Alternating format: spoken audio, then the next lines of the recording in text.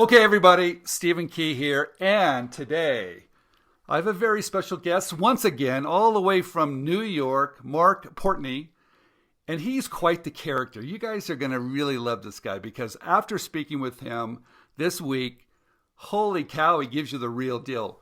Marc, thank you very much for joining us today. Stephen, it's my pleasure to be here, man.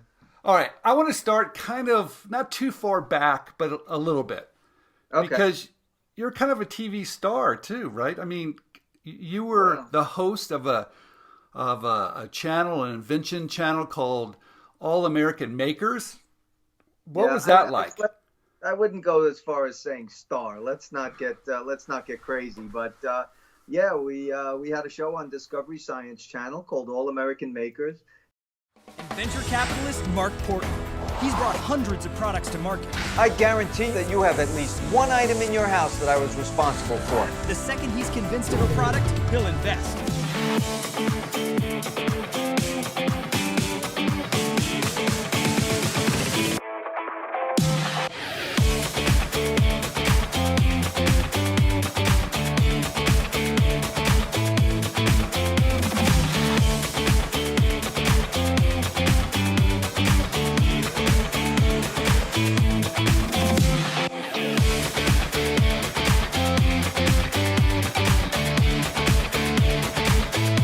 Marc, as always, a joy to have you here, sir. Adam, great to be here. Thank you so much.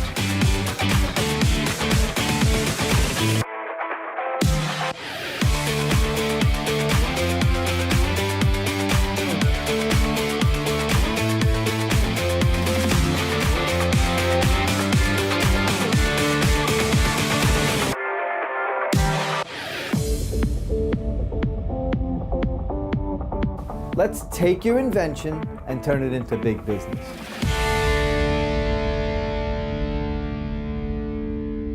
And quick background, I'll give you the Reader's Digest version. It was me and two co-hosts. The two co-hosts were the science guys. And the inventors would come into the boardroom, they would pitch, and the two science guys would test it. So you got to be cool with your claims, because if you're gonna go crazy with your claims, guess what, buddy? My favorite claim was indestructible, because they would just run that shit over with a car.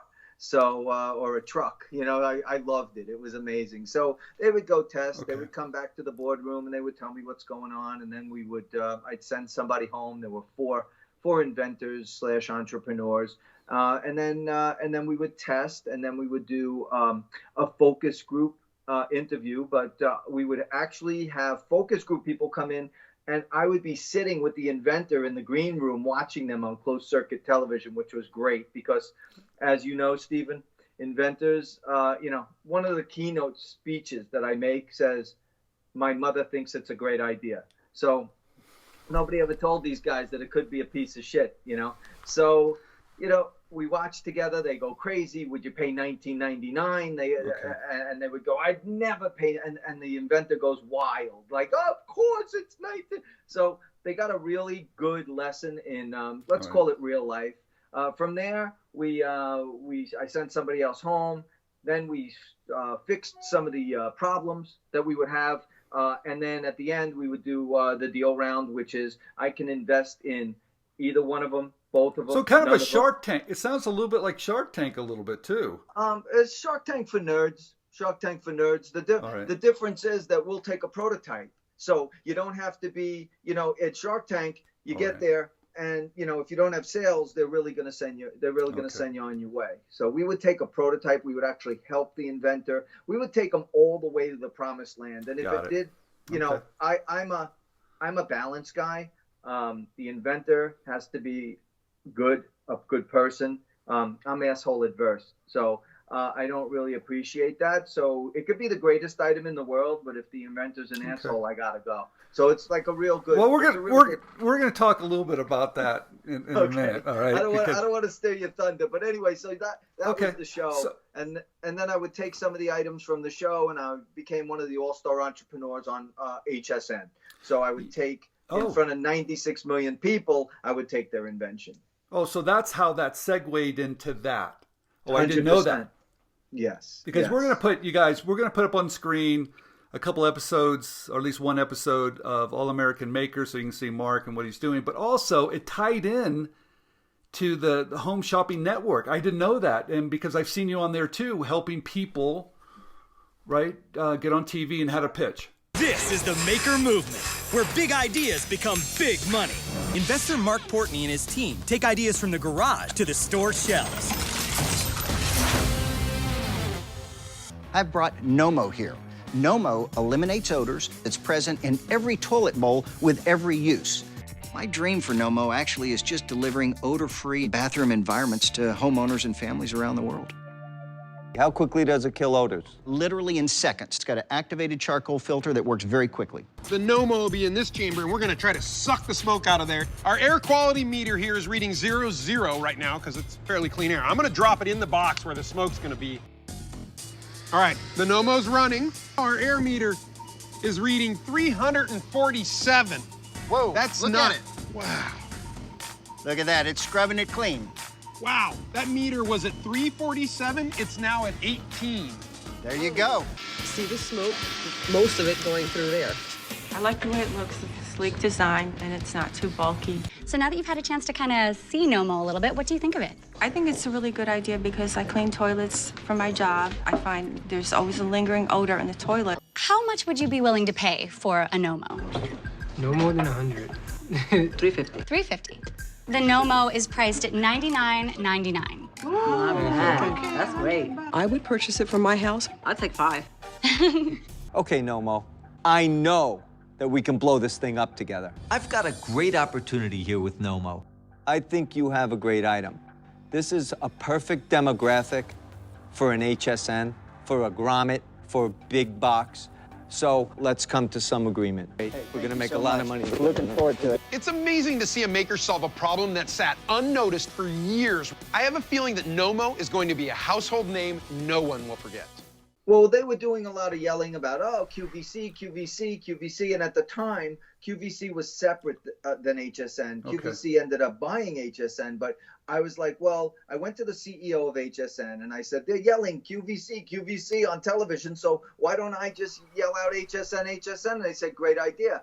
And right place, right time. It's funny that you should be coming here now because we're starting this new program called American Dreams, and we want you to be one of the all-star entrepreneurs. So it was me and Bob Circosta, Randy Zuckerberg, Damon John, and a couple of other people, and we just searched the world for the latest and greatest, and then brought them on in front of 96 million people.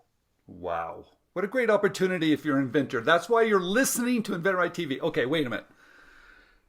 Now, I look too, you've brought, I mean, you're the real deal. I mean, you help people a lot of different ways bring products to market, and we're going to show some of these products that I found, right? We're going to show some of those products, the egg stripper. I think we have the jewelry scroll and a bunch of other stuff. We're going to show that. Sure. But what, I mean, tell everybody, what are you really looking for and what do you do now? I know you've done this in the past and you're still looking for ideas with this new, looks like a new show. How can people work with you and what are you looking for? I'm looking for the, just like I said before, the latest and greatest, but that's too broad. What I look for is mass appeal. If you appeal to the masses, you eat with the classes. And that's one of my biggest things. You have to be able to sell the widget to everyone. Okay. I'm not interested in a caviar holder. I don't give a shit about the 1%. I don't care because there's 12 of them. So you're going to sell 12 caviar holders and I can give a rat's ass. What I want to do is I want to sell millions. Okay. Millions. And that's what I mean by a mass item. So the second thing I look for in a perfect world, I love consumable. Eat it, burn it, use it, and then you're into me for the refills or what have you. So you're basically giving them the razor handle and you're selling them the razors. That's another model that I absolutely love. Okay. So those are that's just a snippet. What about price point, Mark? How important is price point? Does it have to be $19.95 or could it be, what are you guys looking for?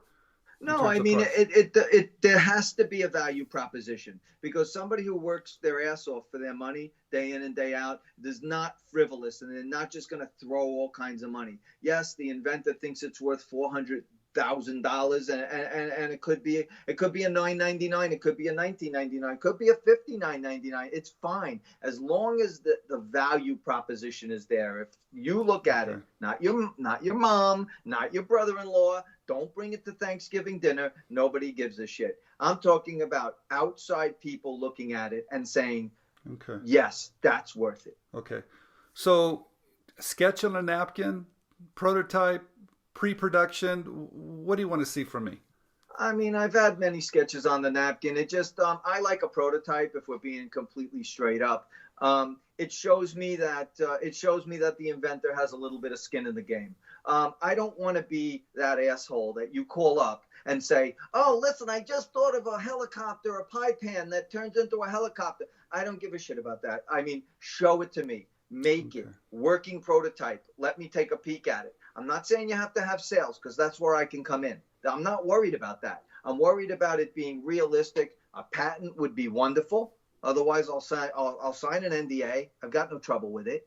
But no, I just don't want you yelling from the mountaintops. All these I get these all the time on marcportney.com.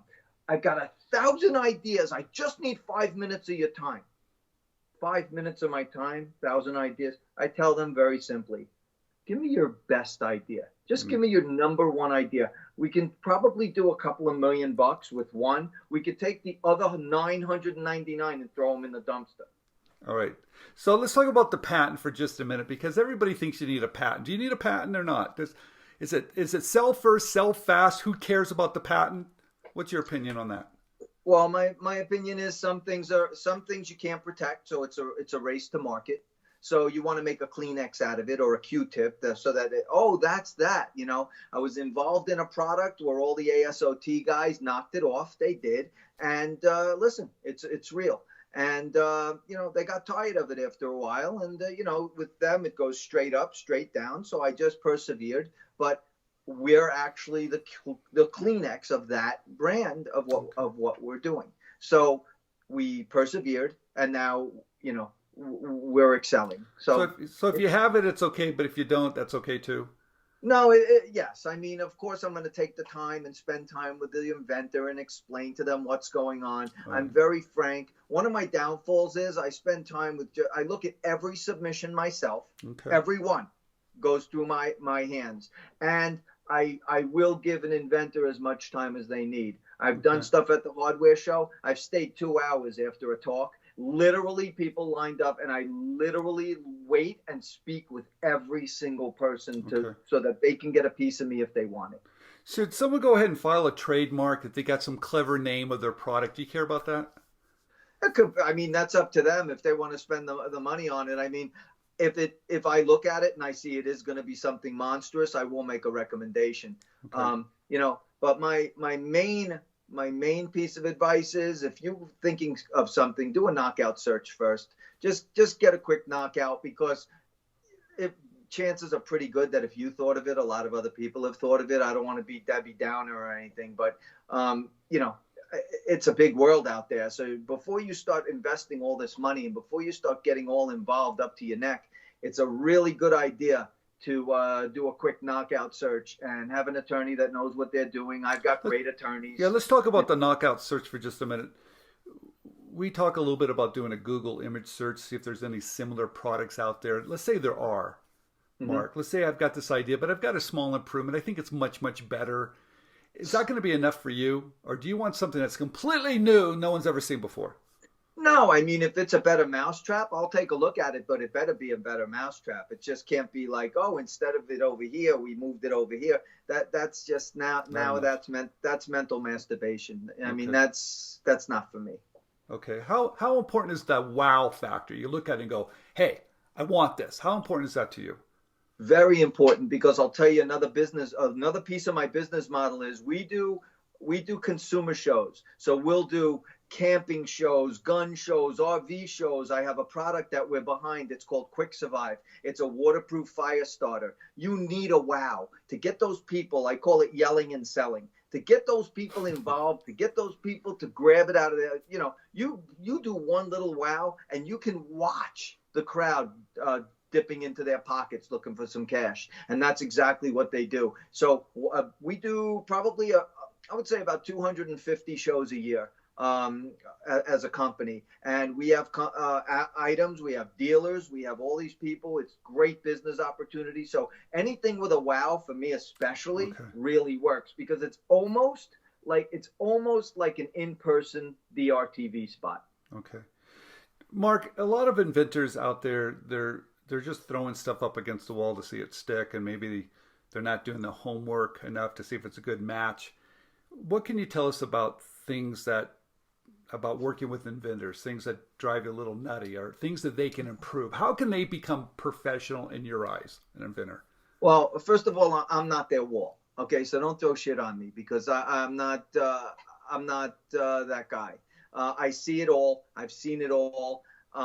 I mean, are there new things that come along? Of course. But what I'm looking for is somebody that has a realistic expectation, and I'm happy to manage that expectation with them. But they have to be semi-reasonable. They can't be, the asshole factor is really big to me. I know I keep saying it, and I don't mean it as a joke. I mean it, because some people are just batshit crazy. I have no time for batshit crazy.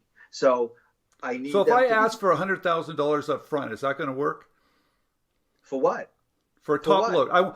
If I'm gonna work with you, I want to be paid for all the work I've done in the past.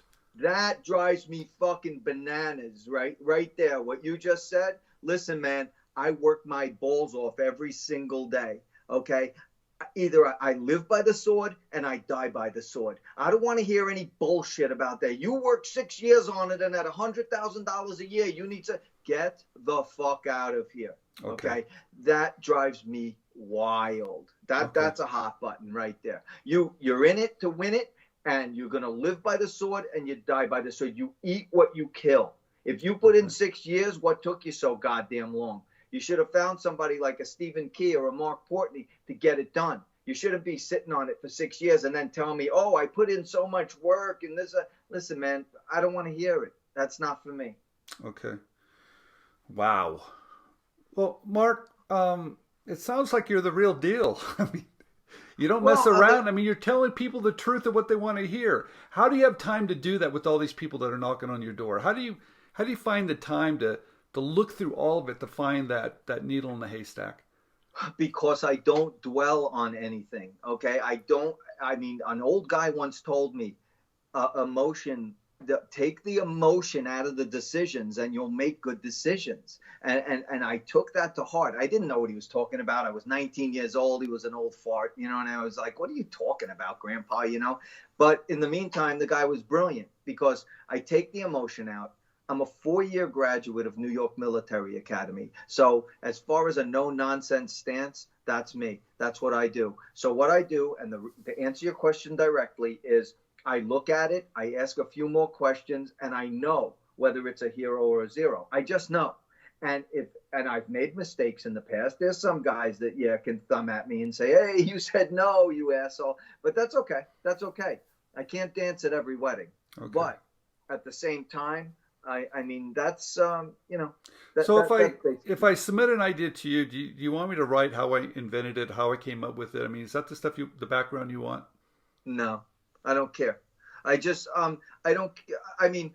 I want to see that it solves a problem. I want to know how you came across this problem, a little bit background. But then I'll say to somebody, this is another hot button. Send me a video. It's a 7.5-minute video. You think I'm going to sit there? Get to the point.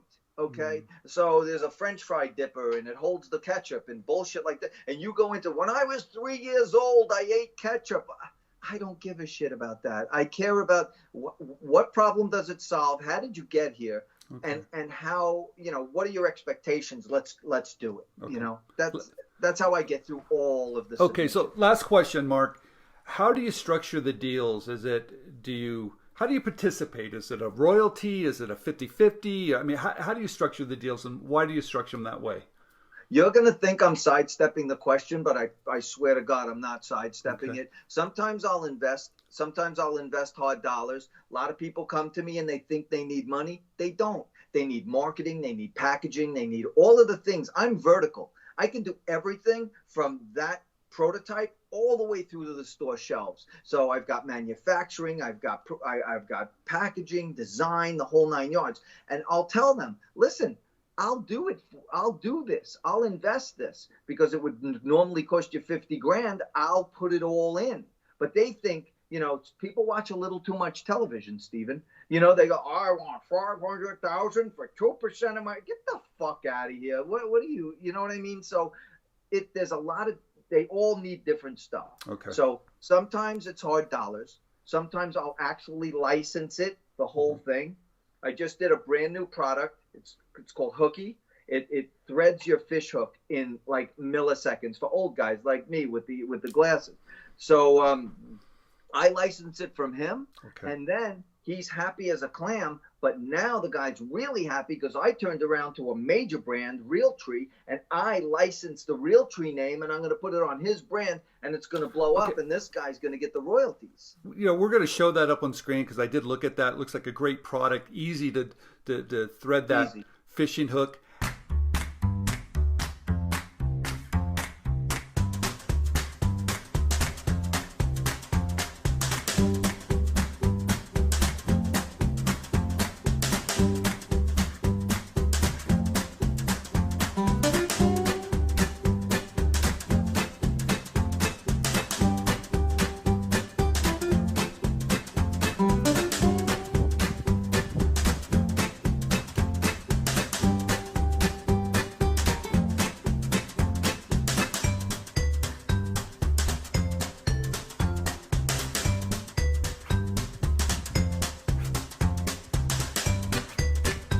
How did that come to you? Was that already pre-production? Was that a prototype? How did you get that?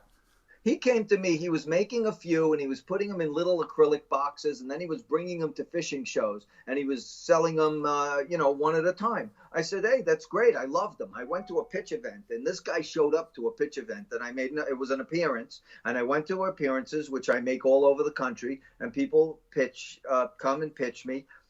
This guy pitched me. I stopped him mid-pitch. I said, this is me right now. Stop. And I said, I'll license it from you. He's like, just take it away, man. Just do your thing. I said, and this is what I do.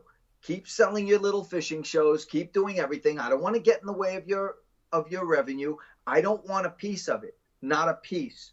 And I will continue doing it, blowing it up into a national brand. And now we partnered with Realtree, and Hooky's going to be on every single shelf in every single hunting, fishing, blah, blah, blah store in the country. No, it looks like a great product. We're going to show it on screen. Marc, everybody's listening. Thank you very much. We have all his information down below. And like he said, contact him, show him what you have. Don't go too long. Go short. Go to the point because he really wants to get down to it. Anything else you want to add? MarcPortney.com and submit the idea. You'll get me. I mean, it's that simple. Love it. Marc, thank you very much. Stephen, thank you very much. I appreciate your time.